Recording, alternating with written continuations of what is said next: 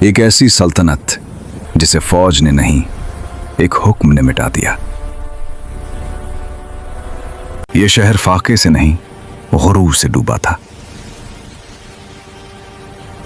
جب نعمت شکر سے خالی ہو جائے تو عذاب بن جاتی ہے۔ یہ کہانی دولت کی نہیں انجام کی ہے۔ جنت جیسا شہر اور ایک رات میں سب کچھ ختم۔ سوچو، اگر اللہ چاہے تو مضبوط بند بھی کاغذ بن جاتا ہے۔ یہ خواب نہیں تھا۔ قومی صبا دولت کی وجہ سے تباہ نہیں ہوئی، بلکہ غرور اور ناشکری کی وجہ سے تباہ ہوئی۔ ان کا جرم امیر ہونا نہیں تھا، ان کا جرم اللہ کو بھول جانا تھا۔ یہ واقعہ صرف ان کے لیے نہیں، یہ ہم سب کے لیے ہے۔ اگر اللہ کی دی ہوئی نعمت اللہ سے دور کر دے تو وہ نعمت نہیں رہتی، آزمائش بن جاتی ہے۔ سوچئے، جب اللہ کے حکم سے ایک معمولی سبب ایک عظیم سلطنت کو گرا سکتا ہے تو ہم کس گنتی میں آتے ہیں؟ ایک ایسی قوم جس کے لیے بھوک صرف ایک لفظ تھا، حقیقت نہیں، جہاں فاقہ کبھی دیکھا ہی نہیں گیا، جہاں زمین خود رزق اگاتی تھی اور آسمان وقت پر برستا تھا۔ یہ لوگ غربت سے نہیں بلکہ ناشکری سے ناواقف تھے۔ ان کے شہر میں داخل ہونے والا مسافر اپنی بھوک بھول جاتا تھا۔ راستوں کے کنارے باغات، ہوا میں پھلوں کی خوشبو اور ہر طرف امن۔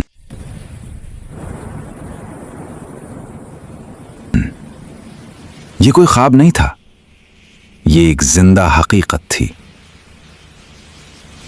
یہ قوم عرب کے جنوب میں آباد تھی، آج کے یمن کے علاقے میں۔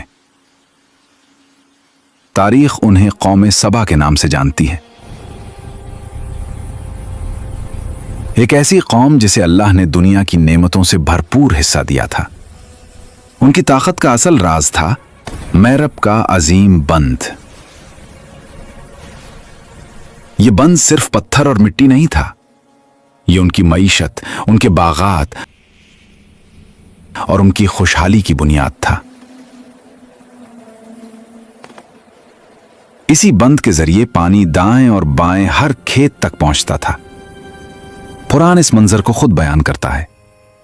ان کے لیے ان کی بستی میں ایک نشانی تھی، دائیں اور بائیں 2 باغ، اور حکم تھا اپنے رب کا رزق کھاؤ اور اس کا شکر ادا کرو۔ یہ صرف دولت نہیں تھی، یہ اللہ کی طرف سے ایک آزمائش تھی، ایک پاکیزہ شہر اور ایک بخشنے والا رب۔ اگر زمین پر جنت کی جھلک کہیں نظر آتی تھی تو وہ یہی مقام تھا۔ اسی قوم کی ایک مشہور حکمران تھی ملکہ بلقیس۔ وہ عقل مند، باوقار اور مضبوط سلطنت کی مالک تھیں۔ ان کا تخت عظیم تھا، ان کا نظام مضبوط اور ان کی حکمرانی دور دور تک مشہور۔ یہی شہرت اللہ کے نبی حضرت سلیمان علیہ السلام تک پہنچی۔ وہ نبی جنہیں اللہ نے ایسی سلطنت عطا کی جو کسی اور کو نہ ملی۔ ہوا ان کے حکم میں تھی، پرندے ان کی زبان سمجھتے تھے اور جنات ان کے تابع تھے۔ حضرت سلیمان علیہ السلام نے ملکہ بلقیس کو خط بھیجا، اللہ کے نام سے شروع ہونے والا پیغام اور دعوت، اللہ کے سامنے جھک جاؤ۔ بلقیس نے مشورہ کیا،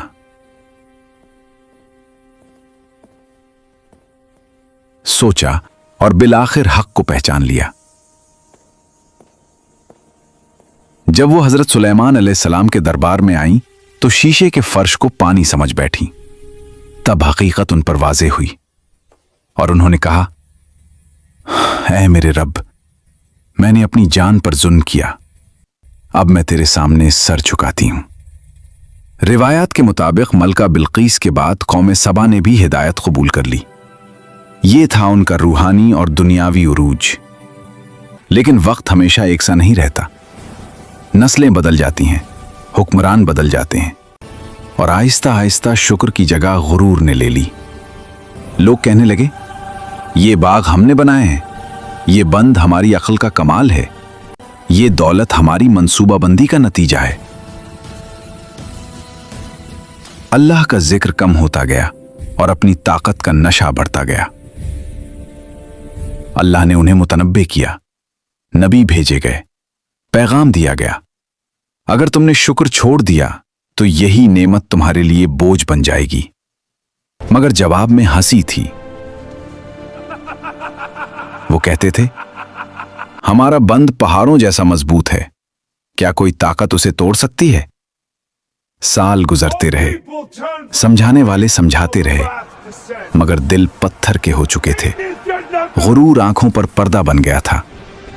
फिर कुरान एक ऐसी हकीकत बयान करता है जो अक्ल को हिला देती है। अल्लाह फरमाता है, हमने उन पर बंद तोड़ देने वाला सैलाब भेज दिया।